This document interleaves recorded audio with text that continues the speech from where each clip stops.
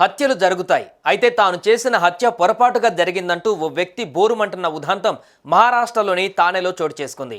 ఇదిగో ఇక్కడ పోలీసుల అదుపులో కోర్టుకు వెళ్తున్న ఈ యువకుడు తానే ఉల్లాస్ నగర్లోని ప్రేమ్ నగర్ కాలనీలో ఉంటున్నారు.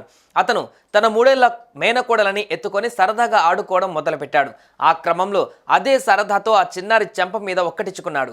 అతను కొట్టిన దెబ్బతో ఆ పాపకి ఏం కాలేదు, కానీ ఆమె తల వెళ్లి కిచెన్ స్లాబ్కు సపోర్ట్గా పెట్టి ఉన్నటువంటి రాతి దిమ్మకు తగిలింది. సరిగ్గా కణతకు దెబ్బ తగలడంతో ఆ చిన్నారి కొద్ది క్షణాల్లోనే చనిపోయింది. తాను చేసిన ఈ పొరపాటును దాచేసేందుకు ఆ యువకుడు ఆ చిన్నారి శవాన్ని సీక్రెట్గా ఒక చోటకి తరలించి తగలబెట్టేశాడు. పాప కనిపించకపోవడంతో పోలీసులు కేసు నమోదు చేశారు. విచారణలో ఆ చిన్నారిని తమ ఇంటికి తీసుకువెళ్లిన మేనమామను ప్రశ్నించారు. పాప మిస్సింగ్ గురించి ఆ యువకుడు పొంతనలేని సమాధానాలు చెప్పాడు. దీంతో పోలీసులు విచారణ తీరు మార్చారు.